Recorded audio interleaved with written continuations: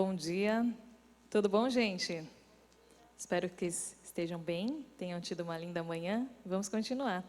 Eu sou a Tatiana, acompanho vocês aqui no auditório, que vocês precisarem.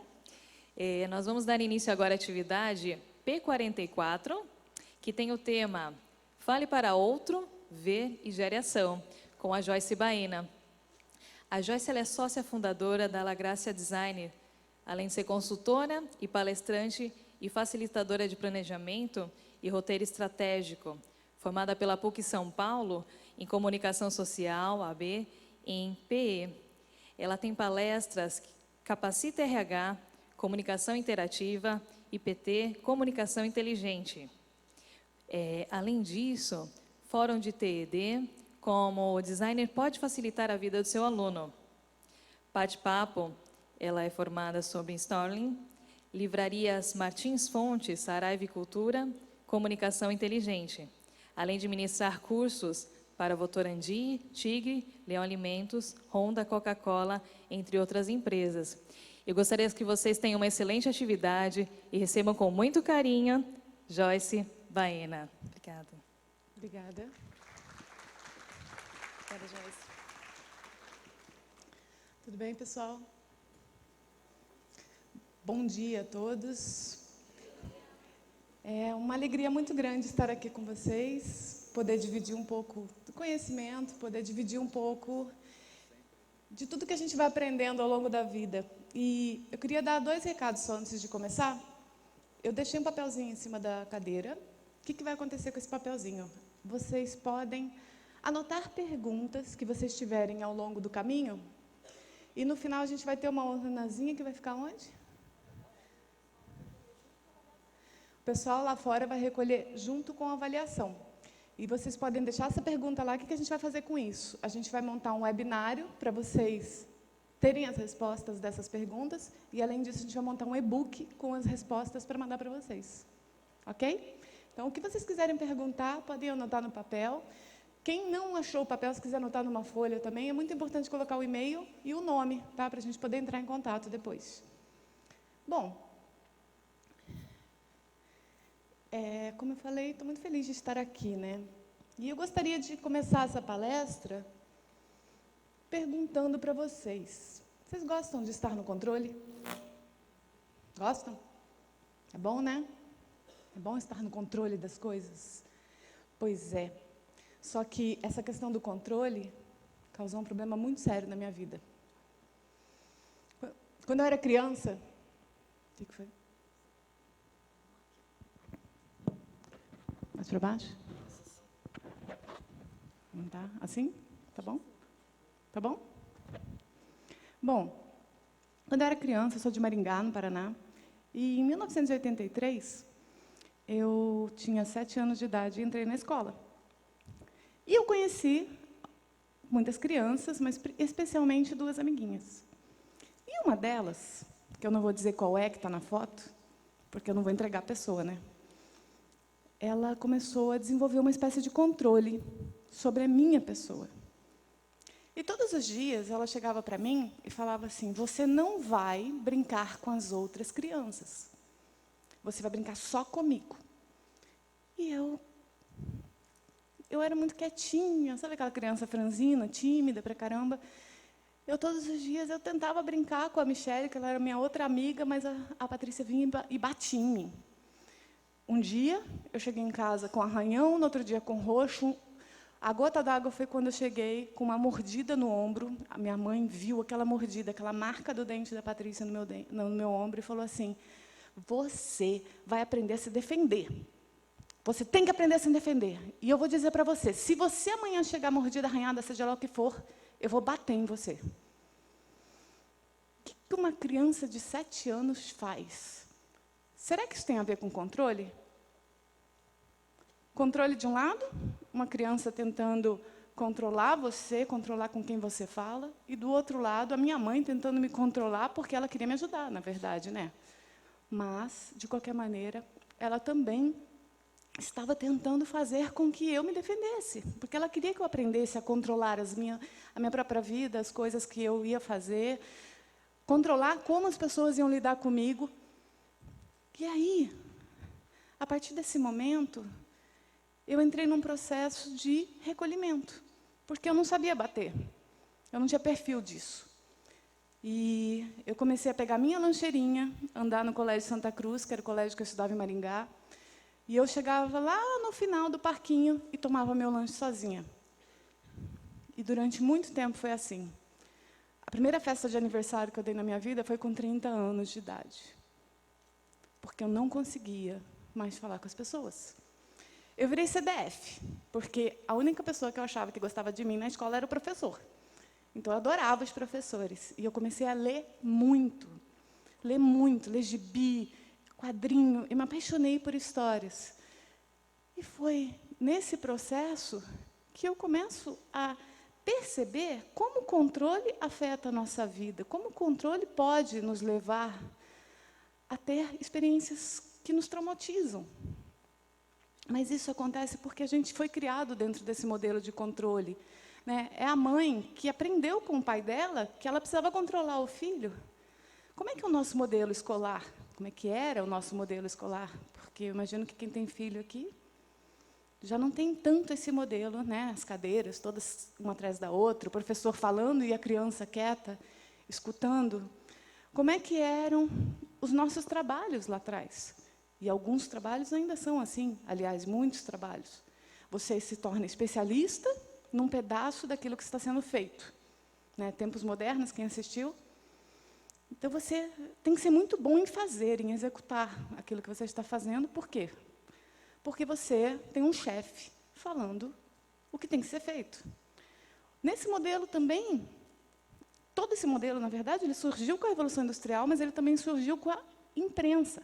Porque quando a gente começou a prensar os livros, eu comecei a quebrar a possibilidade de eu mudar aquilo que estava escrito. Então, eu tinha lá impresso. Quem aqui já estudou com a Barça quando era criança? Bastante gente. Lembro que o que estava escrito na Barça era verdade absoluta. Não podia ser contestado, é o que caía na prova. E a prova, a avaliação era feita em cima de datas, nomes. Era horrível estudar assim. Se a gente parar para pensar, todo esse controle vem de uma questão que é um modelo vertical de decisão, a decisão está tomada e ela é passada para baixo. Isso gera uma comunicação vertical.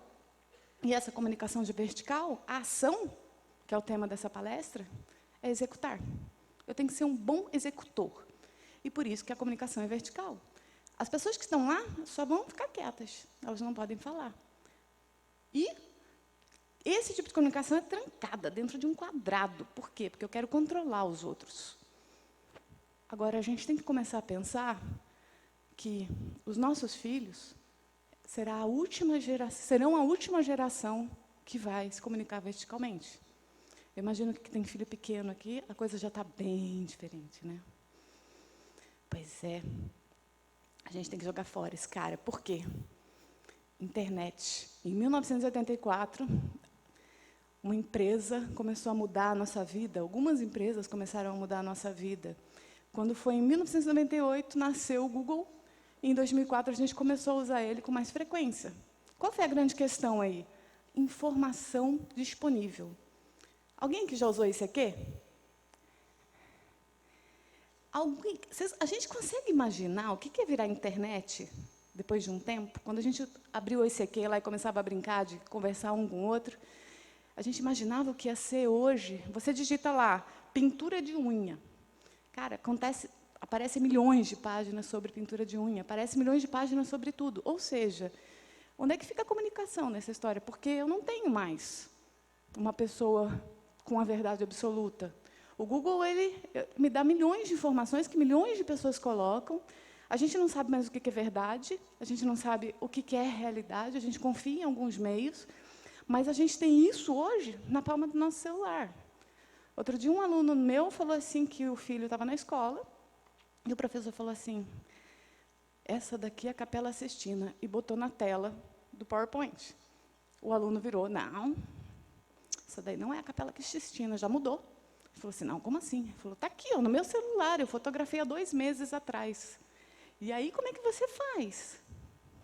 O que você vai comunicar? Qual é o papel que é nosso de comunicação se Hoje, toda a informação está disponível. Eu preciso começar a mudar o meu pensamento em relação às coisas. E aí, a minha outra pergunta, a gente sabe lidar com esse descontrole? Eu tenho percebido que essa tem sido uma das grandes dificuldades, porque o descontrole, ele causa na gente algumas perturbações. Você fala para o filho, come brócoli. Por quê? Eu não vou comer brócoli. Por que eu tenho que comer brócoli? E aí você tem que argumentar, trazer dados, mostrar por que é que brócoli é importante para a vida, para o organismo dessa criança. Porque se você não fizer isso, se você não convencê-la, se você não ajudar ela a ver aquilo que você está falando, ela não vai se convencer. E eles contestam tudo. E quando a gente está no trabalho, a gente também começa a ver pessoas contestando mais. Eu não quero mais ser mandado. Eu não quero ser mais um executor. A partir do momento que eu tenho acesso à internet, que eu posso fazer um curso de inglês, que eu posso fazer outras coisas, eu começo a pensar muito mais antes de fazer. Eu quero ser engajado. E eu tenho que pensar que as escolas estão mudando também, os modelos estão mudando. A gente tem que pensar que no trabalho, nós não somos mais meros executores. Design thinking, né? Todas essas ferramentas que estão surgindo de inovação e de criatividade são para a gente começar a trabalhar a nossa cabeça de uma outra maneira. A gente começar a pensar muito, a organizar. Muitos de nós ainda não conseguimos tomar decisões. Muitas vezes as decisões vêm de cima da empresa, não vem? Vem o diretor, o presidente, passa a decisão abaixo. Qual que é a grande diferença? Antes ele passava e as pessoas só faziam. Agora ele passa a decisão, a gente quer entender por quê, a gente quer ter visão do todo, a gente quer ajudar a decidir a solução da melhor maneira, a gente quer entender o problema, então a gente começa a ficar muito mais crítico e analítico dentro desse modelo. E eu preciso pensar que não adianta mais eu ser uma coisa, eu não posso mais ser especialista. Eu preciso pensar muito, eu preciso ser criativa, eu preciso inovar, eu preciso trazer coisas novas, eu preciso fazer várias coisas ao mesmo tempo. E você precisa ser belo, você precisa fazer exercício, você precisa ser lindo para trabalhar, você precisa estar com uma cara boa. Cara, é tanta exigência da gente. E a gente ainda tem que ser bom de comunicação. Porque não basta mais eu ser um engenheiro. Eu tenho que ser um engenheiro e tenho que ser um comunicador para eu poder falar para outras pessoas de uma maneira boa, que as pessoas me entendam, e eu possa espalhar o meu conhecimento para o resto da empresa. Não basta mais eu ser médico, eu também sou palestrante.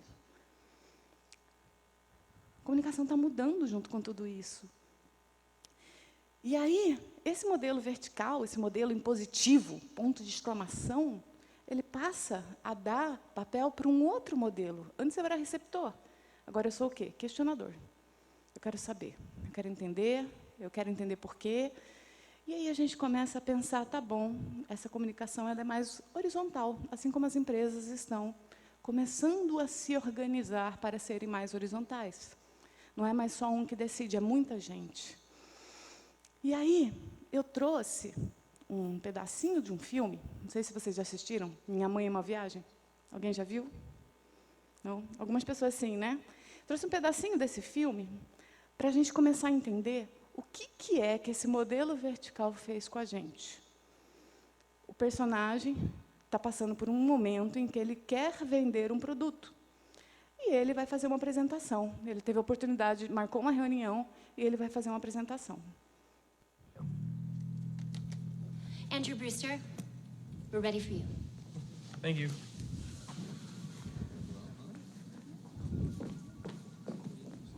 What do you have for us, son?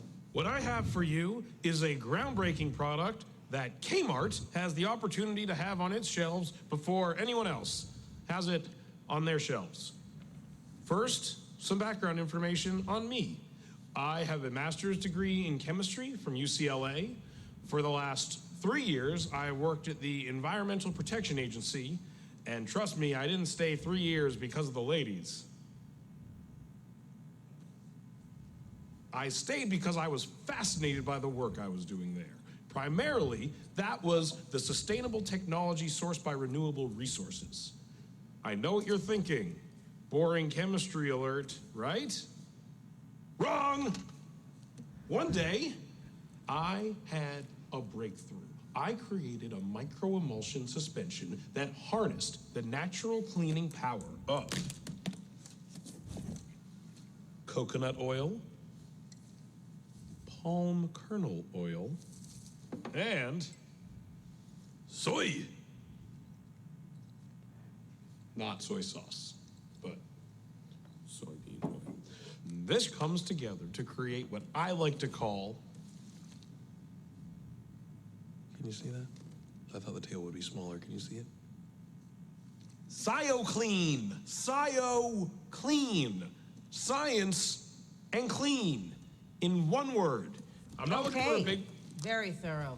Thanks for coming in. And we'll be in touch down the road. I have full FDA approval, and I have enough financial backing Actually, we're already in talks with major companies. Yeah, whose products are toxic and harmful. As well as established organic companies. But develop some brand recognition, and maybe in a year or two, we'll revisit.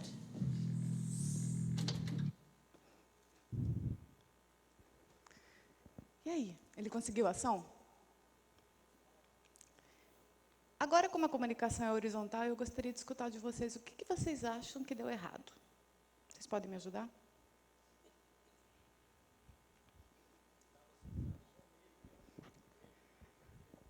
Estava centrado só nele, no produto dele, exatamente. O que mais?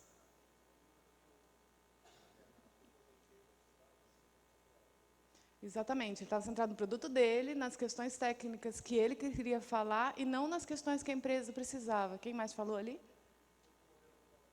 Chegou com o modelo pronto, replicado, repetitivo, que ele ia repetir 300 vezes. Ele viajou os Estados Unidos inteiro fazendo esse mesmo discurso. E todas as vezes ele recebia essa negativa. O que mais que ele fez? Não criou conexão. Ele não soube fazer, ele não tinha ideia de como é que ele ia fazer isso. Ele estava muito preocupado em falar aquilo que ele conhecia, né?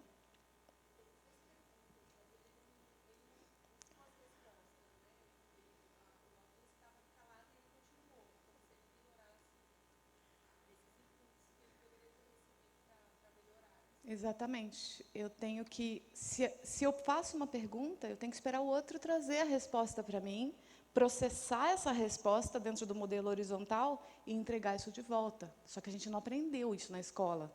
Como é que eu vou fazer uma coisa que eu nunca vi na minha vida? Né, que eu tenho que processar a informação. Mais uma.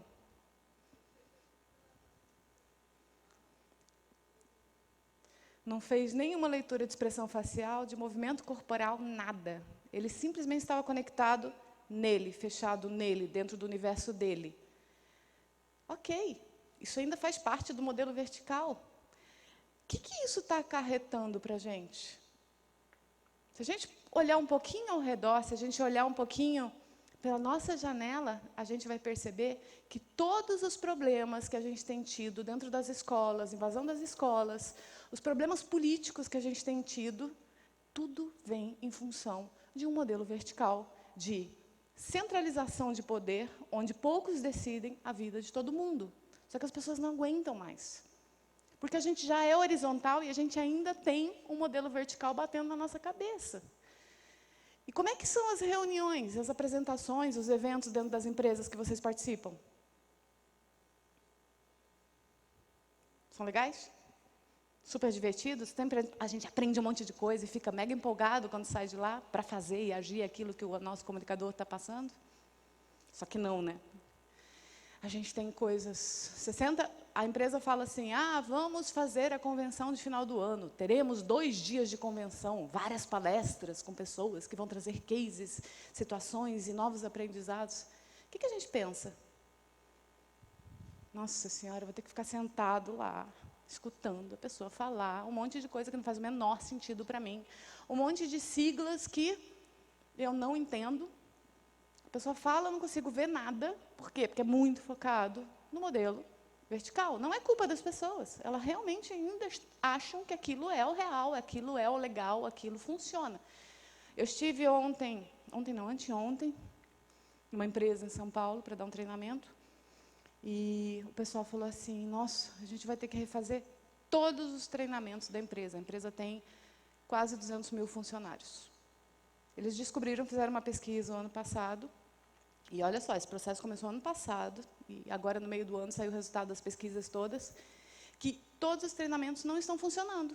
Você passa, ensina um sistema para o cara, fica lá, gasta um tempão, e você tem um gasto gigantesco com isso, e a pessoa não está adotando o sistema, não está usando aquilo que foi passado, não consegue fazer. Ela passa, daí eu perguntei, como é que são os treinamentos? Então, eles duram de 8 a 16 horas, PowerPoints lotados de conteúdo, um monte de termos técnicos, totalmente desconectados com a realidade das pessoas. Tem parte prática? Tem um pedacinho. 1/4 do treinamento é parte prática. Eu perguntei, tá, e a parte prática vem antes de todo o conteúdo ou vem depois? Ah, depois, né? A pessoa tem que saber fazer, tem que saber primeiro pensar e tal para poder fazer. Tudo errado. Se você está ensinando mágica, você vai primeiro fazer a mágica ou explicar como é que a mágica é feita? O que vocês acham? Primeiro eu vou fazer a mágica, não vou? Vou chamar a atenção e vou conseguir essa atenção das pessoas, vou fazer elas ficarem mobilizadas, para elas ficarem curiosas, para saber o que é que vai acontecer ali, e o que é que está por trás disso.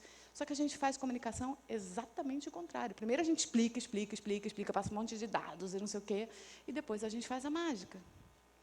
Só o fato de inverter isso, a gente já começa a ter uma coisa mais interessante. Qual que é o grande problema? A gente aprendeu a fazer significado das coisas. Dicionário, sabe? Isso é aquilo. Quando alguém chega para a gente e fala assim, gente, olha só, sustentabilidade é pá, e joga. Nossa, você já pensa assim, nossa, meu Deus, vem aquele chato, fica me enchendo o saco para eu não jogar lixo no chão, ou para eu jogar lixo separado, lixo orgânico e tudo mais. Você já começa a pensar um monte de coisa. Agora, o que é criar sentido? Essa mesma pessoa chegar e falar para você, vocês sabem o que é que acontece quando uma fábrica ou uma grande empresa chega numa cidade pequena? Vocês conseguem imaginar o que acontece com a realidade dessas pessoas? O que aconteceu? Eu começo a pensar. Isso é o que a gente chama de conflito. Eu jogo uma pergunta, eu jogo um questionamento, onde as pessoas têm que ter conhecimento prévio para começarem a pensar coisas na vida delas. E aí elas começam a criar uma conexão com aquilo que eu estou fazendo, com aquilo que eu estou falando. Se eu quero estabelecer sentido, eu preciso ajudar o outro a ver. Só que eu só vejo, na minha cabeça, aquilo que eu conheço. Se você vier falar uma coisa para mim que eu nunca vi na minha vida, eu não vou conseguir ver na minha cabeça. E aí é onde a gente começa a mudar a história da comunicação. Eu queria só contextualizar vocês sobre a solução do filme. O que aconteceu com Matthews? Ele estava viajando com a mãe, por isso que o nome do filme é A Minha Mãe é uma Viagem. E a mãe ficava o tempo todo falando para ele que ele tinha que fazer um outro tipo de apresentação. E ele falava assim, não, eu vou fazer essa apresentação porque isso é o certo, é o engessado, é o repetitivo, aquela coisa que ele achava que era o correto. Só que assim, ele já tinha rodado o ano inteiro, e a mãe foi junto na viagem. Toda vez que a Barbra Streisand, ela falava assim, filho, faz uma apresentação diferente, você tem que fazer isso, tem que fazer aquilo. E ele falava, mãe, você está viajando. E aí, obviamente, no final do filme ele tem que resolver o problema, certo? E ele teve uma grande oportunidade, era uma das últimas. E ele foi convidado para um programa de televisão, para apresentar novamente o produto. E aí vamos ver o que aconteceu. Eu gostaria que vocês analisassem o que mudou em relação à apresentação. As I previously stated, a neutral pH reading is somewhere between 6 and 8. Now, if you recall, SileClean came in at 7, which was perfect. Now, my competitor's pH reading is 9.5. Can you see it? Is it in the...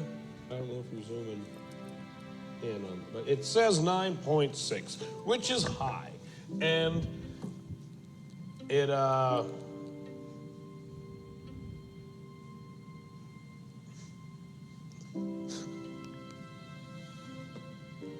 lost you guys.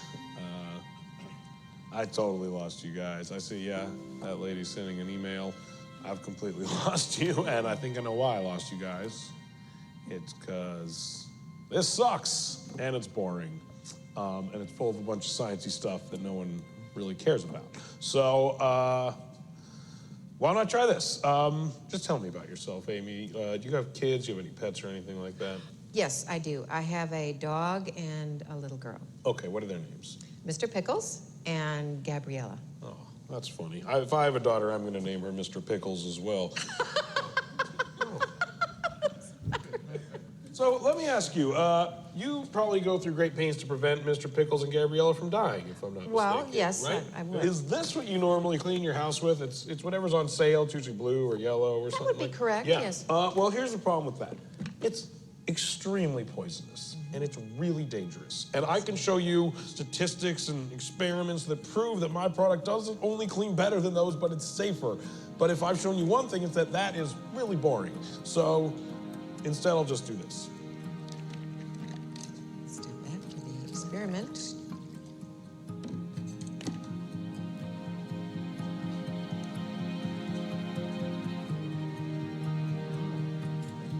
I'm impressed. I am.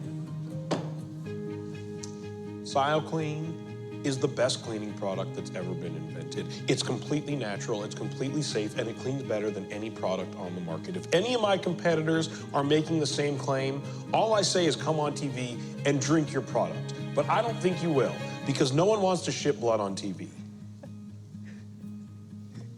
That's it. That's all I got.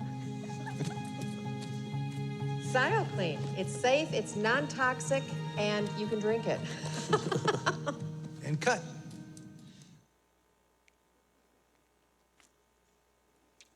E agora? Ele conseguiu a ação? O que ele fez diferente?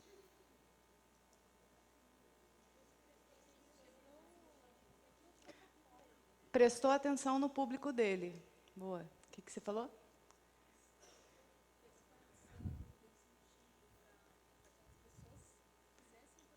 Ele fez conexão e deu sentido para que aquelas pessoas quisessem aquele produto. Legal. O que mais? Gerou um conflito, né? Tipo, você tem filhos? Não tem? Você gostaria que seu filho morresse? Né? Você fica, não, de jeito nenhum. Aí eu começo a prestar atenção no outro.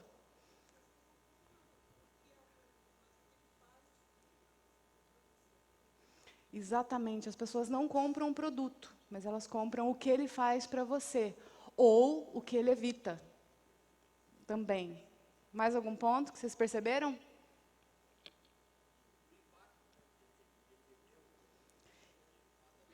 O impacto dele beber o produto. O que é o impacto dele beber o produto? O que seria isso dentro da comunicação? Quando ele bebe o produto, ele está fazendo o quê? Prova, argumento. Cara, é a melhor prova do mundo que esse produto realmente não vai matar ninguém, porque eu estou bebendo. E o fato de eu beber, eu estou proporcionando o quê? Uma experiência viva de que aquilo realmente funciona. Nada melhor do que comprovar as coisas do que, não sou eu que estou falando, você está vendo. De novo, a questão de ver o que está sendo falado. Então, como vocês falaram, né, o fato dele chegar para a mulher e falar assim, você tem filho? Tem cachorro? Você gostaria que eles morressem? A partir desse momento, o que eu faço? Eu saio do meu universo, daquilo que eu quero falar, e eu começo a entrar no universo do outro. Eu começo a realmente pensar, quem é esse meu público que está na frente? A gente fala assim muito, conheça seu público. Bullshit. Por quê? Porque as pessoas entendem a questão de conheça seu público como eu entender a idade daquelas pessoas, eu entender se são gerentes, se são diretores, se são estagiários. Isso avalia alguém? Avalia sim, no modelo vertical, quando eu tinha um padrão de todo mundo. Era como se vocês estivessem todos sentados aqui, vestidos com a mesma roupa, e fossem todos iguais. A gente pode avaliar as pessoas assim? A gente tem que encontrar nas pessoas a diversidade, que é uma coisa que a comunicação horizontal começa a trazer para a gente. E essa diversidade, ela é muito rica. Por quê? Porque você é diferente dela, que é diferente dele, e eu preciso conversar com cada pessoa de uma maneira diferente. Eu preciso entender qual é o universo dessa pessoa antes de eu falar.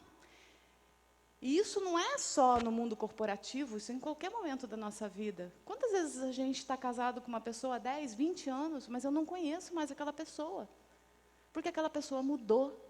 A gente muda todos os dias. A gente tinha que fazer um exercício com os nossos filhos, com os nossos maridos, com as nossas esposas, com os nossos chefes, com todas as pessoas que a gente compartilha ideias, de, oi, como é seu nome? Kátia, todo mês eu vou sentar com você e a gente vai se apresentar de novo. Sabe por quê? Porque a Kátia, de um mês atrás, não é a Kátia que está sentada aqui agora. E eu tenho certeza que a Kátia, daqui a um mês, vai ser outra Kátia. Só que a gente não faz isso.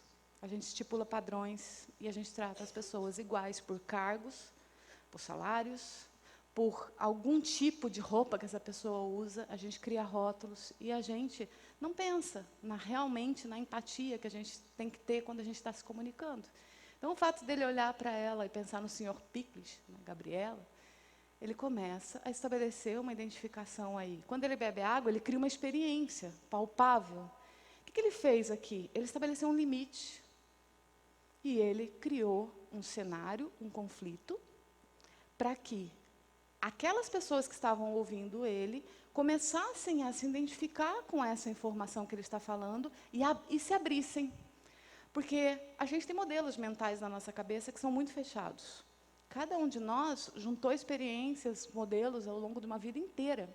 E quando eu chego para você e falo que você tem que fazer diferente, que você tem que mudar um comportamento, que você tem que agir de um outro jeito, que você tem que aprender a usar esse sistema novo que a empresa está implantando, se eu chegar e só jogar vertical, pá, aquela pessoa que está ali não vai mudar o modelo dela. Se ela não entender por que ela tem que mudar, ela não vai mudar. Você precisa primeiro, então, desconstruir o modelo que ela tem para construir uma coisa nova. Essa é a grande mudança da comunicação horizontal. Então, eu preparei o terreno para quê? Para trazer os produtos. Aí sim começa a fazer sentido aquilo que você está falando. Mas não adianta você falar do seu pedestal, do seu mundo. Você tem que entrar no meu. Eu, como público, quero que você entre no meu mundo. E você tem que entender o meu mundo antes de você falar do seu. Esse é o verdadeiro papel da empatia na comunicação. Existe um processo dentro do nosso cérebro, isso é científico, e que eu preciso levar em consideração para fazer isso. O que a gente fez? Primeiro chama atenção, depois eu gero uma identificação. Se eu não passar pela atenção algo novo, por exemplo, aquele evento com 8 palestras iguais, as pessoas seguindo o mesmo modelo. Oi, tudo bem? Meu nome é Joyce, eu estou há 20 anos trabalhando com essa profissão, eu trabalho na empresa tal, não sei o quê, não, o meu objetivo hoje é falar tal coisa, os meus clientes, a minha missão, os meus valores. Aí a outra pessoa que entra, fala a mesma coisa, começa a apresentação do mesmo jeito. Cara, você chega na reunião, toda reunião é aquela confusão. Como é que foi o final de semana? Foi ótimo, nossa, que maravilha, não sei o quê. Vamos falar agora da reunião? Sobre o que é reunião? Não sei. Você não sabe por que você está aqui? Não, não sei, você sabe? Eu também não. Então tá, vamos fazer a reunião. Daí chega o diretor, a pessoa sai, ela não sabe por que ela participou da reunião, não tem ideia, e ela vai marcar outra reunião para continuar aquela reunião que ela não sabia por que ela tinha participado. Vocês vivem isso ou não? Estou vendo umas risadinhas assim, né?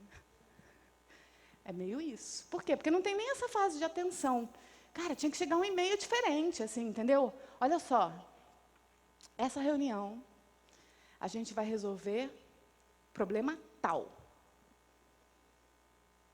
O que acontece quando a gente faz isso? Quando eu trago um conflito só para o e-mail de convite da reunião.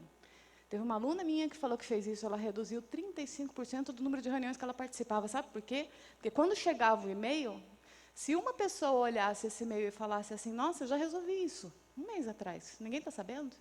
Ela escrevia no e-mail lá, essa questão foi resolvida, está aqui o projeto que foi feito para isso. Não precisa da reunião. Ou então, as pessoas se preparam melhor, porque elas já vão buscar soluções para aquele problema que vai ser discutido, e elas já chegam com as coisas meio que prontas, entendeu? Se elas já pensaram nisso em algum momento ou não, elas já vão mais direcionadas. Gente, conflito foi criado por Aristóteles, 634 a.C., a gente não usa para chamar atenção. A gente tem medo de conflito, a gente tem medo de pergunta, a gente tem medo de problema. Mas no modelo vertical não existe isso. Por isso que a gente faz assim. Agora, no modelo horizontal, a gente tem que pensar, sim, em trazer problemas. Imagina que legal que fosse a escola. Eu tenho um problema para resolver e a gente vai se reunir para resolver junto. E o professor funciona só como um facilitador. Ele só traz a resposta. Imagina se todos os treinamentos da sua empresa fossem assim. Eu chego lá, eu tenho um sistema para trabalhar. Legal, gente, olha só, o problema hoje é esse, tal. Vocês conseguem resolver sozinhos? Faz um grupo, porque eu sempre tenho um tímido, né, que não quer falar. Então, no grupo ele fala. E aí, eles escolhem entre eles alguém que vai falar. E essa pessoa que vai falar mostra como resolver o problema. Se tiver errado, maravilha, porque eu vou conseguir consertar. Se tiver certo, ótimo, porque eu posso acrescentar mais coisas. Criei identificação, criei atenção. Para quê? Para a pessoa querer compreender aquilo. E, a partir daí, eu tenho ação. Se a gente não começar a pensar nesse modelo, se a gente não começar a pensar nisso para tudo, vai ficar difícil. Porque eu não quero mais ser vertical. E aí a gente cria realmente empatia, porque empatia é se colocar no lugar do outro, entrar dentro desse universo, é cavucar, sabe? Vocês conseguem imaginar, toda vez que a gente usa uma sigla complicada, o que acontece na nossa plateia? É como se a gente estivesse abrindo uns buracos, assim, sabe? Falei uma RDF, cai 3 pessoas. E aí você vai perdendo as pessoas ao longo do processo. Algumas vão para o celular, outra vai pensar no final de semana, porque eu não entendi mesmo, então não faz sentido. E aí, o que você tem que fazer? Imagina o trabalho. Putz, grila, a pessoa caiu no buraco. Meu, eu vou ter que falar aqui com o Carlos. Carlos, você está dentro do buraco. Eu vou lá dentro. Carlos, o que aconteceu? Você caiu? Está com problema, né, cara? Você não entendeu o que eu falei, né? Então, o que você não entendeu? E aí vocês têm que fazer 1 a 1. E o Carlos vai me dizer o que ele não fez, o que ele não entendeu. Eu vou ajudar ele a subir para cima. Eu não sei quantas pessoas tem aqui, mas vocês imaginam vocês fazendo isso com todo mundo? É a morte certa, não é? Então, assim, não dá para eu esperar o Carlos cair no buraco, a Kátia cair no buraco. Eu preciso, de verdade, me preparar antes para ser empático. Só que preparar antes dá um trabalho do cão. Por quê? Primeiro, eu preciso pensar no objetivo. Está tudo errado, gente. Eu estou com um objetivo que é vertical, eu preciso pensar no objetivo que é horizontal. E como é que eu faço isso? Legal. É sobre isso que a gente trabalha. Então, vamos lá. Tem muita gente que fala assim, tem um objetivo, vou apresentar um produto. Legal. Vocês acham que isso é um bom objetivo? Vocês acham? Isso é um objetivo vertical ou horizontal? Já dá para saber pelo quadradinho, né? Pois é. Apresentar um produto não me diz nada, absolutamente nada. Eu não sei o que eu vou fazer. Se o grande lance é a gente falar para o outro ver e a gente gerar ação, qual é a ação de apresentar um produto? Eu estou pensando em mim ou estou pensando no outro? Não em mim. Pensando, eu tenho que apresentar um produto. Isso não é um objetivo. Está faltando o outro lado. O que eu quero da outra pessoa que está sentada do outro lado? E a gente precisa ser muito palpável. Eu tenho que saber exatamente o que eu quero da outra pessoa. Então, eu vou apresentar um produto e eu quero que a pessoa, no final da apresentação, assine um contrato. Olha só que interessante. Quando a gente começa a pensar no objetivo, pensando no outro e não em mim só, eu começo já a pensar na experiência do copo. O que seria a experiência do copo aqui? Seria, eu vou proporcionar para ela uma experiência, para ela ver algo que vai fazer com que ela assine esse contrato no final. E aí você pensa na experiência completa. Por quê? Porque se eu chegar no final da minha apresentação e eu conseguir tudo o que eu queria, e eu esqueci de levar o contrato, e eu esqueci da caneta, caraca, tipo, perdi uma mega oportunidade. Então, quando a gente pensa no objetivo palpável, pensando no outro, a gente começa a se preparar não só para o momento da apresentação, mas lá na frente também. O que é que eu vou precisar se eu conseguir a ação que eu queria? Outro exemplo. Alguém de vocês já falou isso? Em algum momento da vida? Preciso dar um treinamento? Ou preciso contratar alguém para dar um treinamento? Será que isso é o objetivo? Também não. Eu preciso saber exatamente o que eu quero que as pessoas façam após esse treinamento. Se eu não pensar nisso, eu não tenho um objetivo. Eu tenho só, tipo, uma ação que eu quero, a minha ação, não do outro. Olha só, eu quero que as pessoas dominem um novo sistema em 3 meses. Aí a minha pergunta para vocês, será que só o treinamento lá de 8 horas, 16 horas, vai resolver meu problema? O que eu tenho que pensar além disso? Como que eu vou fazer? O que mais? Acompanhamento. Você falou tudo. Eu tenho ido em várias empresas, e é muito engraçado, porque as pessoas querem fazer um evento, mas elas não pensam em como é que elas vão garantir que aquilo que foi feito no evento continue depois. Então, assim, pensar em horizontal, eu tenho que pensar, por que eu estou fazendo isso? O que aconteceu lá atrás para que gerasse isso que eu estou fazendo? E o que eu vou fazer depois do evento para que eu garanta aquilo que aquilo vai realmente acontecer? Eu preciso garantir. E não adianta aplicar aquelas provinhas do modelo vertical. Nesse caso aqui, eu tenho que aplicar problemas. E as pessoas têm que me trazer soluções. E são muito mais interessantes, muito mais desafiadores para quem está aprendendo esse novo sistema. Não são coisas separadas. A gente, quando pensa em horizontal, a gente tem que pensar em tudo, de cabo a rabo, tudo que aconteceu ali. Legal, mais um. Vou apresentar uma ideia para a diretoria. Toda vez que eu pergunto para as pessoas o que é que elas querem quando elas vão apresentar uma ideia para a diretoria, elas falam, não, só vou apresentar uma ideia. Só vou apresentar os resultados. Para que serve essa apresentação? Ah, para apresentar os resultados para a diretoria. O que efetivamente você quer? Se eu não pensar no que você quer de verdade, com um objetivo claro, não vai dar certo. Cara, eu quero conseguir 100 mil reais para implantar um novo projeto dentro da empresa.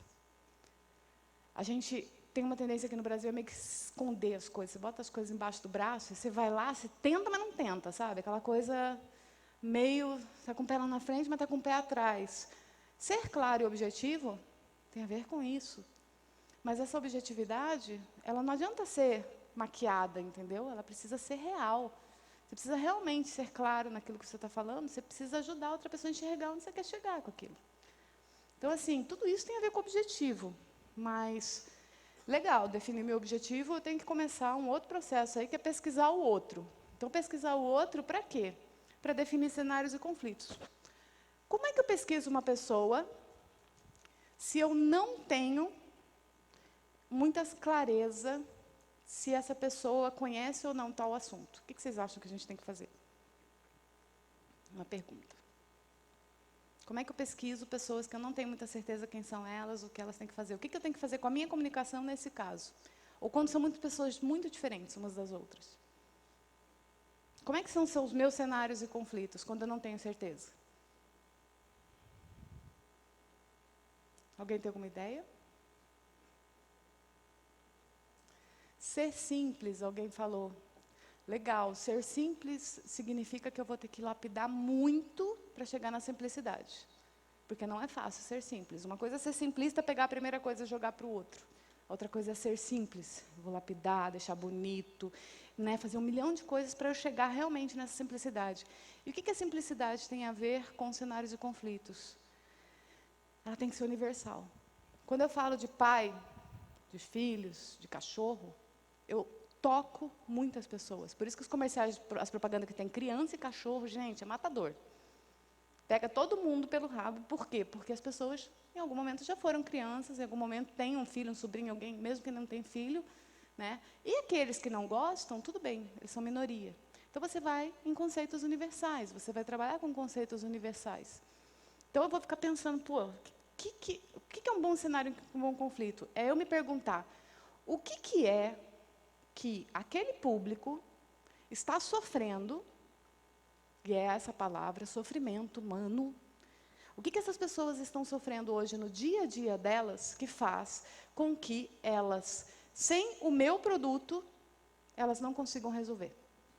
A hora que eu começo a perguntar o que as pessoas estão passando sem aquilo que eu tenho para vender, aí eu começo a definir cenários e conflitos de uma maneira mais interessante. Se eu estou querendo, por exemplo, vender um novo sistema, eu sei por que ele é melhor, não sei?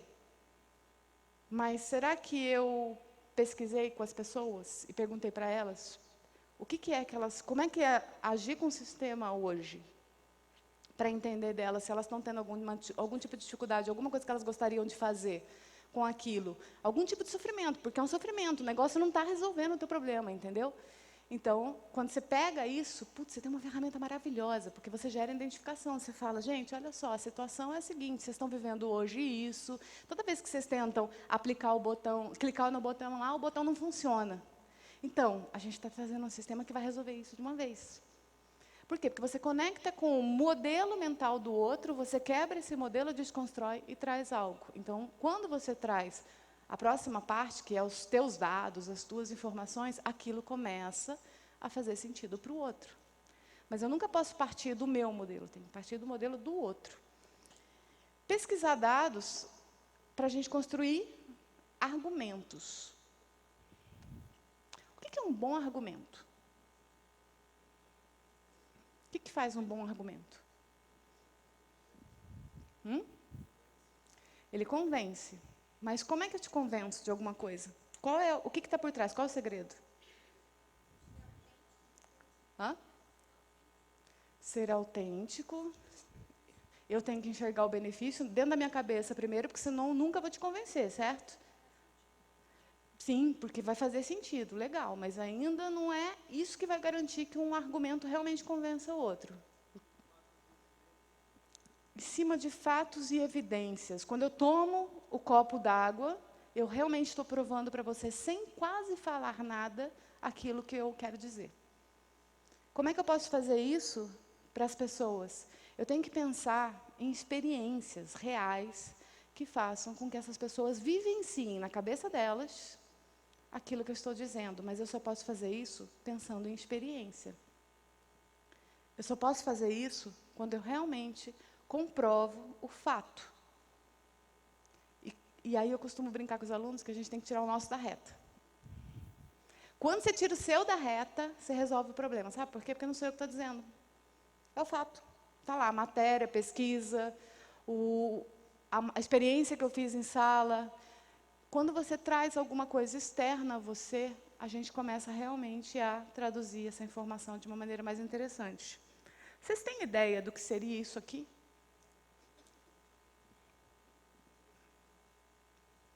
Que seria a próxima fase?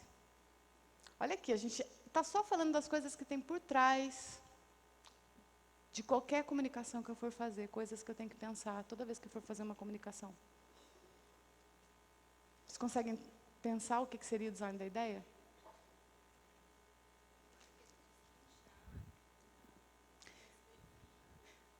Exatamente, eu tenho que começar a escolher os meios que eu vou traduzir essa informação. Porque até então eu levantei objetivo, levantei cenários e conflitos, levantei argumentos, mas eu preciso pensar agora como é que eu vou contar essa história. Eu vou usar o storytelling, né? Tá super famosinha essa palavra. Mas o que é o storytelling? É construir uma narrativa. E a narrativa, normalmente o personagem se ferra, e só no final ele resolve. O grande segredo do storytelling é esse. Se você chegar já com a solução, você matou a plateia. Então eu tenho que construir, primeiro eu mostro, crio um personagem, esse personagem, você tem que se identificar com ele, tem que ser parecido com você, com a tua vida, com a tua história, tem que ter algumas coisas que você vai começar a torcer por ele. E aí, no final, ele vai resolver o problema dele. Mas quando ele resolver o problema dele, ele tem que ter se ferrado. Cara, durante toda a história. Se vocês pegarem todas as histórias de cinema, todos os filmes que vocês assistiram, segue essa mesma jornada, que é a tal da jornada do herói.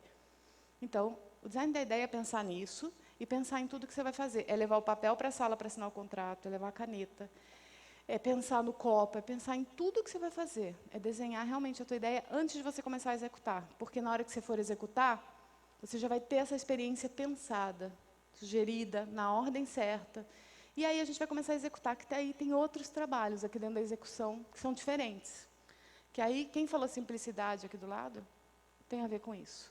Nesse momento eu tenho que, destrinchar, tirar as siglas. Ou se eu tenho uma sigla que precisa aparecer, eu preciso limpar essa sigla, explicar ela. Eu preciso tirar o Carlos aqui do buraco antes que ele caia. Eu preciso realmente ajudar o Carlos a entender a sigla antes que ele caia nesse buraco. Então, a gente vai limpar o conteúdo, vai fazer um monte de coisa, vai escolher as cores, deixar a apresentação linda, pensar na roupa que você vai usar, enfim, né? Tudo isso, a gente entra na fase de execução. E, por fim, a gente tem uma fase de experimentar. Quem aqui, alguma vez, já fez alguma apresentação que você não treinou? Como é que foi? Foi ruim? Por quê? O que aconteceu?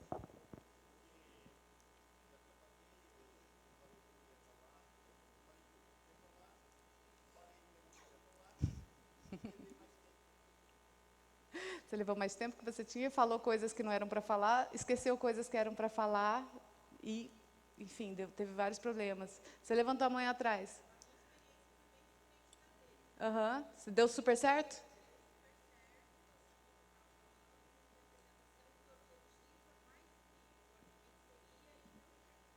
E você se preparou antes ou não?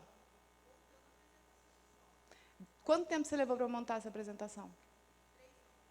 3 horas? Mas era um assunto que você dominava. Você sabia, você acreditava naquilo que você estava falando? Muito? Estava claro dentro da sua cabeça? Está aí o segredo. O grande problema é que às vezes a gente não tem essa clareza sobre aquilo que a gente está falando. E aí a gente vai falar lá na frente e não treina, putz, daí dá tudo errado. O grande segredo é que eu tenho que enxergar dentro da minha cabeça primeiro, para poder enxergar para o outro. Você falou da sua experiência? Como é que foi para você? Levantou a mão. É.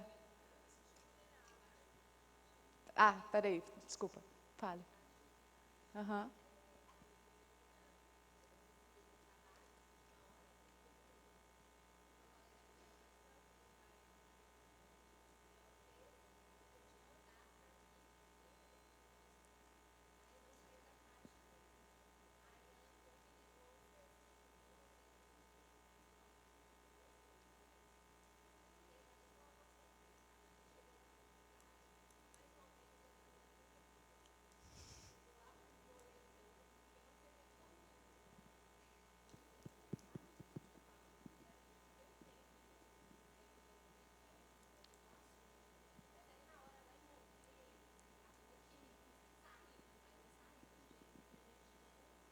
Não saiu do jeito que a gente... Sim. E você?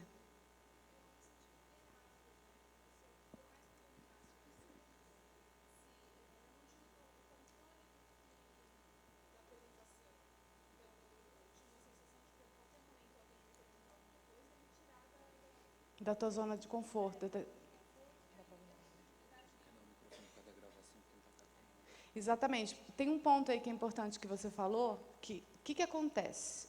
Quando eu não tenho a ideia muito clara dentro da minha própria cabeça, aí fica mais difícil de eu passar essa ideia adiante. Quando está clara, tranquilo, não precisa nem me preparar muito. Mas tem muita gente que pensa no modelo vertical para fazer uma apresentação, por exemplo, e aí vai lá, se prepara, treina, não sei o quê, chega lá na frente, está pronto para falar o quê? Aquilo que foi preparado. Aí, o que acontece? Você vai para frente de uma diretoria. Quem é que manda na apresentação? O diretor ou você? E aí ele fala assim, não, esse negócio aí eu não quero não, passa lá para o último slide. Como é que é isso para vocês? Não é desesperador? Meu Deus, eu gastei um tempão, cara, sofrendo, preparando esse negócio, tem a ordem, se sair da ordem, ferrou. Vai me dar branco, eu não vou lembrar o que tem que falar, não sei o que e tal. Por que isso acontece? Que a gente tem que seguir a nossa caixinha, o nosso modelinho. Porque a gente ainda está pensando no modelo vertical. No modelo horizontal, como é que eu me preparo? Eu penso no cenário, eu penso no conflito. Essa pesquisa anterior, ela tem que começar um tempão antes. Nossa amiga lá de trás falou que ela se preparou em 3 horas, mas aquilo estava muito claro na cabeça dela. Então, o que eu tenho que alcançar? Essa clareza.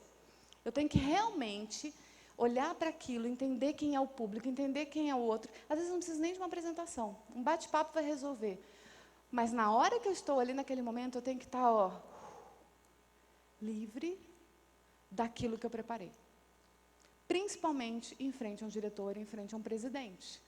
Porque quem vai conduzir é ele, não só eu. Eu não controlo mais nada.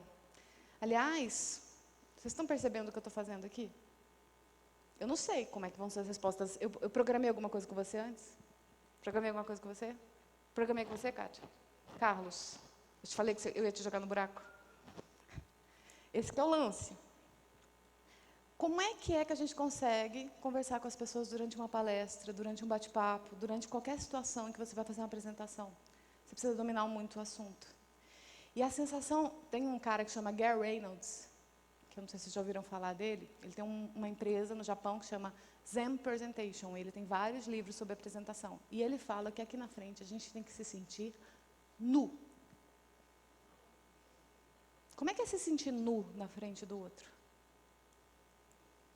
Você tem que ficar totalmente disponível, aberto, eu tenho que estar com o coração aberto. E ele fala assim que a gente sempre tem que ter um sentimento de entrega. Eu estou aqui para ajudar as pessoas nas dificuldades que elas têm e contribuir com algo para o mundo.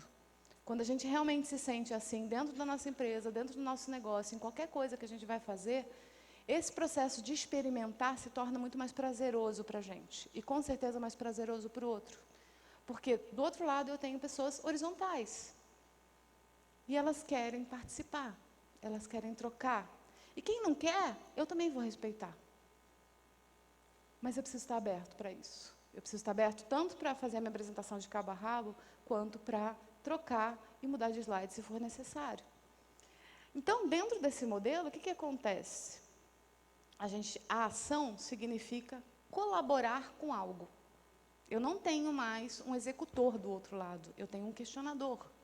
E esse questionador, ele não pergunta porque ele é sacana, quer te ferrar, entendeu? Não, ele quer entender realmente.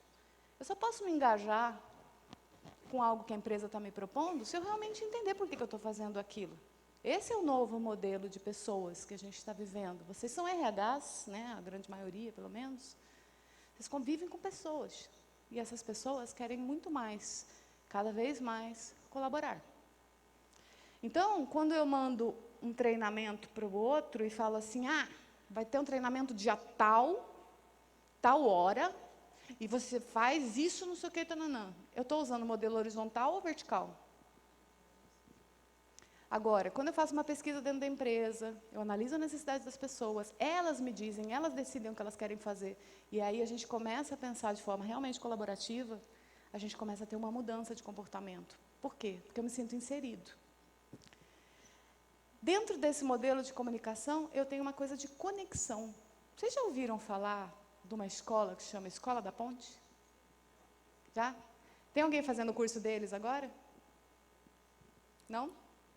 Eu estou fazendo. Eles abriram um curso online, que eles abrem uma vez por ano. Cara, o modelo é maravilhoso. Vocês que gostam de trabalhar com pessoas, de pensar em gestão, eu estou, assim, encantada. E olha que eu já vi coisa pra caramba, já estudei a escola da Finlândia, mas a Escola da Ponte... Cara, imagina assim, não tem sala de aula, as crianças chegam, elas escolhem o que elas querem estudar, na ordem que elas querem estudar, elas têm 9 anos para cumprir. Mas ela que vai decidir se ela quer fazer matemática, se ela quer fazer geografia, se ela quer fazer física, ela determina o que vai fazer nos próximos 15 dias, todos os dias ela chega, ela faz um follow, se deu certo, se não deu, se ela tem que aumentar a quantidade de coisas, se ela tem que diminuir a quantidade de coisas. Eles entram na escola, têm as responsabilidades, tem várias ideias para a gente colocar na empresa, eu quero colocar dentro da minha, sabe? Por exemplo, tem uma assembleia toda sexta-feira, onde eles colocam 250 crianças numa sala, as crianças são tão responsáveis que não tem algazarra, elas levantam a mão quando querem falar, toda pergunta é importante, por mais boba que seja. E nessa assembleia, durante a semana, são discutidas várias coisas, né? As crianças têm uma caixinha lá, que é a caixa de segredos, onde elas podem fazer uma reclamação em segredo, e tem uma caixa que é, foi bom, foi mal. E aí eu posso chegar e falar assim, putz, eu não gosto quando a Kátia puxa o meu cabelo. E isso é uma coisa importante. E é levado para a Assembleia para ser discutido. Como é que a gente vai resolver? Você vai parar de puxar o cabelo da Kátia? Então, aliás, a Kátia vai continuar puxando o cabelo? Então, a gente começa a pensar em situações colaborativas e como é que a gente constrói as coisas dentro de um negócio de forma a gerar conexão. A Escola da Ponte, ela realmente nos traz modelos. A avaliação lá, por exemplo, é individual. Então, eu monto o meu plano de aula, eu faço todo o projeto, e aí o que acontece? Quando eu estou pronto, eu coloco lá no meu caderninho lá, já sei. Está pronto para ser avaliado? Estou. Legal, então vamos fazer a avaliação. Como é que você quer a avaliação? Eu posso escolher fazer um PowerPoint e apresentar para os meus colegas, porque eles também vão aprender. Eu posso escolher fazer uma conversa, um bate-papo, né, que eu vou trocar com você, vou trocar figurinha. Eu posso fazer um relatório, eu posso fazer uma pesquisa e criar um relatório por trás disso.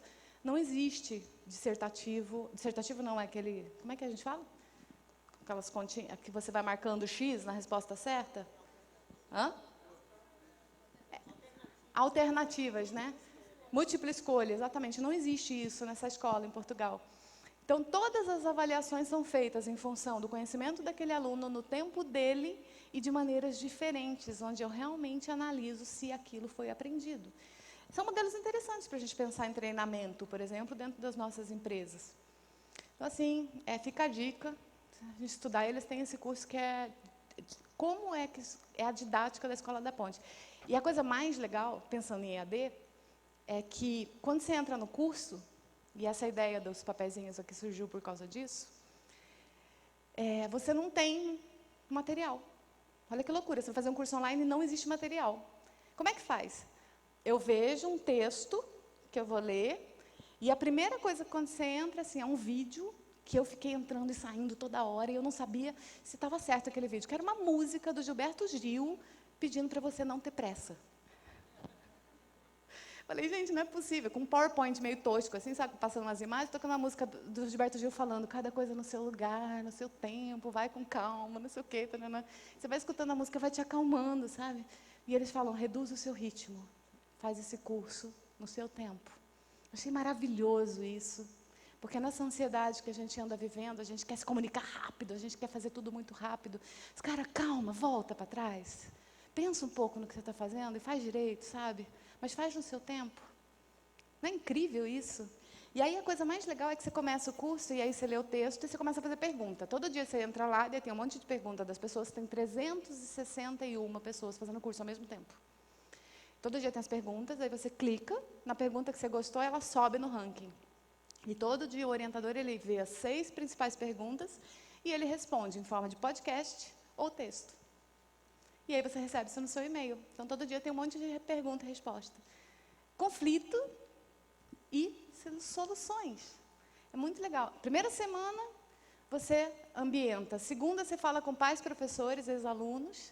Na terceira semana, você fala com os professores da Ponte. E na quarta semana, você fecha as arestas. Não é simples um curso assim? E tem um grupo no Facebook para você bater papo com os outros alunos, onde eu tenho salas. Só isso. Os caras demoraram 40 anos para chegar nesse modelo. Ou seja, se a gente vai começar a mexer agora nas nossas coisas, a gente precisa começar agora. Por quê?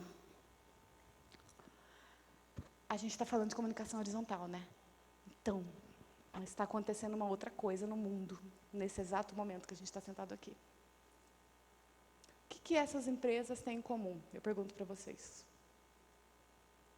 São os negócios que estão ganhando mais dinheiro no mundo hoje.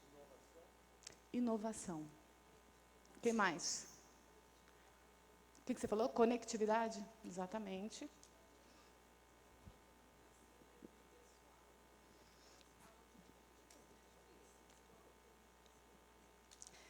Exatamente. Então, elas têm uma comunicação pessoal e diversa. Não é mais um bando de gente vestido igual. Eu valorizo a diversidade. Se você gosta de um jeito e o outro gosta de outro, eu vou montar todo o programa em função de você. Então, quando eu abro o Netflix, os filmes que tem lá são baseados naquilo que eu gosto, e naquilo que eu assisto, e naquilo que eu ranqueei. Agora, quando meu namorado entra lá, é outro tipo de filme. Eu entro lá no negócio dele, só tem filme de luta, por exemplo. O meu só tem romance, comédia. E aí, cada um de nós vai sendo construído com essa diversidade. O que mais que a gente tem lá? Compartilhamento de informação. Legal, mas é entupindo a gente ou não? Não. Hã? Super fácil, é muito pensado e é reconstruído em função do quê? Dos problemas que são abertos e que vão sendo trazidos por quem? Pelo próprio usuário. É totalmente colaborativo. A decisão não está tomada, né? Como é que são as empresas horizontais ainda? Ainda eu tenho um decisor, essa decisão ela desce, e quando ela chega aqui embaixo, já está tomada. Qual que é a diferença do vertical para o horizontal? De novo, né? Eu desço e o vertical, eu simplesmente assimilava isso. No horizontal, eu desço com a decisão, mas aqui eu já tenho um questionador, então ele quer entender o porquê, tananã, mas a decisão já está tomada, eu não tenho como mexer. Nesse modelo aqui, eu não tenho mais decisor, eu não tenho mais gerente, eu não tenho mais presidente. Caraca, não é desesperador isso? A gente pensar nesse tipo de coisa? Porque daí a diversidade é muito maior. Tem mais algum ponto que a gente pode pensar? Flexibilidade. Eu me adapto o tempo todo a cada pessoa com quem eu encontro. Horário, eu estou repetindo, tá, para todo mundo ouvir. Horário, local, como ela quer fazer, como ela quer receber, qual a informação que faz sentido para ela. Segurança. Por que tem segurança? Olha só, isso é uma das coisas mais legais. A fala não existe mais nesse modelo. Se vocês pararem para pensar todos esses negócios, como é que acontece a fala? A voz sumiu. Eu tenho o quê? Clique. Se eu gostei do seu serviço, o que eu vou lá? Faço um curtir. E aí, o que acontece? Aí você vai usar o serviço da Kátia, você vê que ela tem 50 curtis. Pô, legal, a Kátia deve trabalhar bem. Aí você contrata ela, certo? Aí, o Carlos, putz, estava lá no buraco, ele não entendeu nada. Aí você faz um serviço e, cara, não rolou. Aí eu vou lá e... Alguém assistiu Black Mirror aqui? Aquele episódio dos curtis? É desesperador, né? Que você tem que ter um ranking lá de 4,6 para entrar no hotel, para conseguir um emprego. Eu não sei se um dia a gente vai chegar nisso. Assistam Black Mirror. Mas é meio pânico isso. Mas se a gente for parar para pensar, é o que está acontecendo.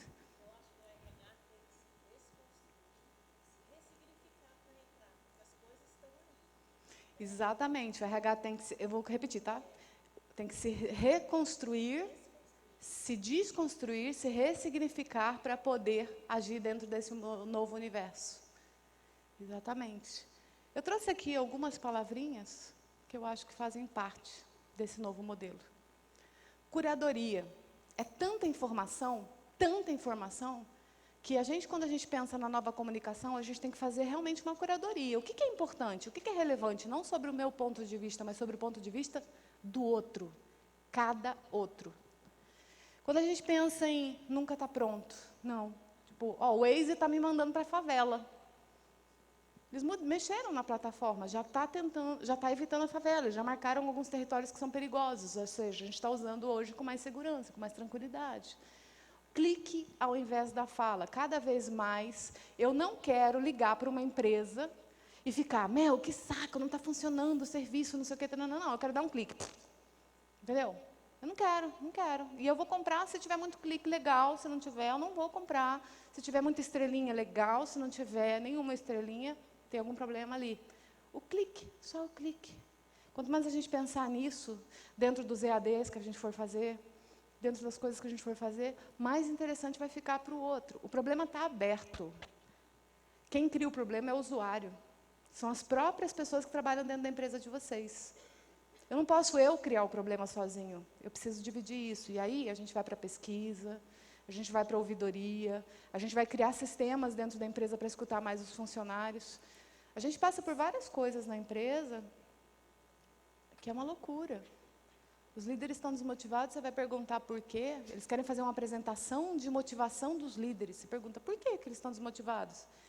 Cara, depois que você cavuca pra caramba e entra no buraco lá para entender a questão, aí o Carlos vira para mim e fala assim, cara, estou desmotivado porque eu virei líder ontem.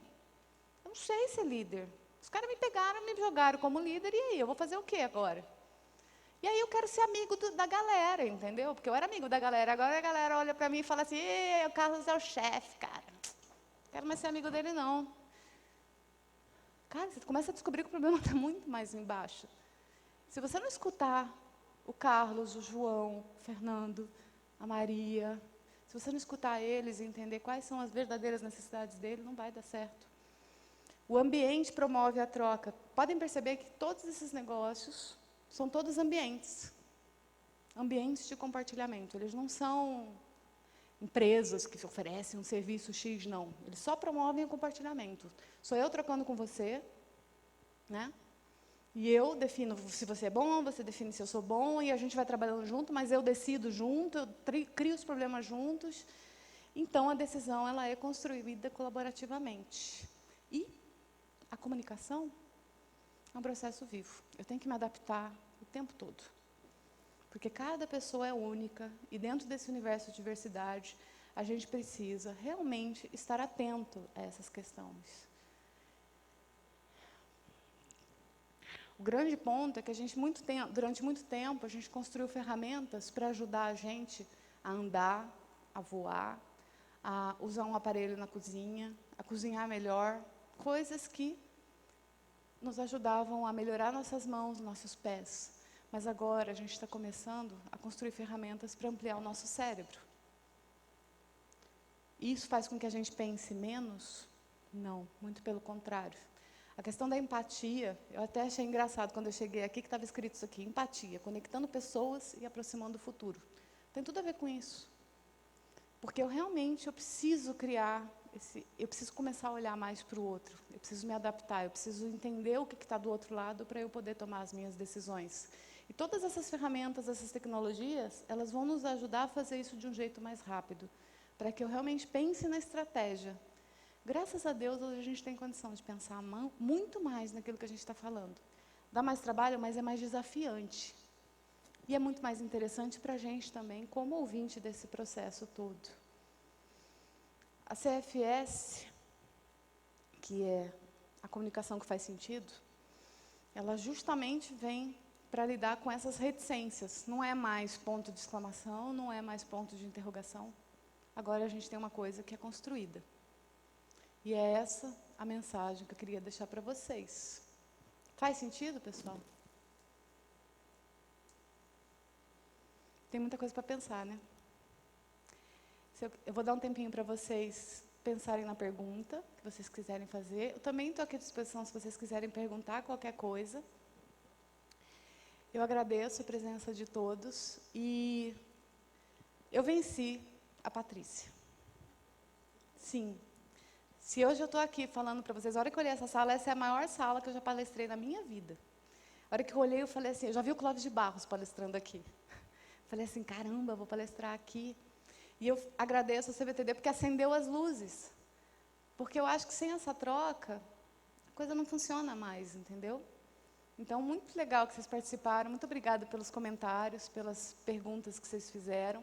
Espero que vocês façam muito mais perguntas, porque, para mim, esses dias uma cliente virou para mim e falou assim, Joyce, isso que você está fazendo é só trabalho? Não é, né? Eu falei, não. Estar aqui com vocês hoje é muito mais do que trabalho. Estar aqui com vocês hoje é resolver uma questão minha, de eu melhorar minha comunicação e de eu procurar ferramentas para ajudar outras pessoas. Um dia eu quis fazer isso, eu saí da propaganda para fazer isso. E estar aqui hoje, para mim, é a prova viva disso, porque eu participei de um processo de seleção com uma galera para estar aqui na frente. E eu consegui entrar. E quando eu vejo o rosto de todo mundo aqui, sorrindo, tipo, parecendo que gostou, né? Então, eu fico muito feliz com essa troca, tá bom? Eu espero que vocês saiam daqui com algumas coisas na cabeça aí e realmente promovam essa desconstrução que a nossa amiga falou aqui e essa ressignificação. Muito obrigada.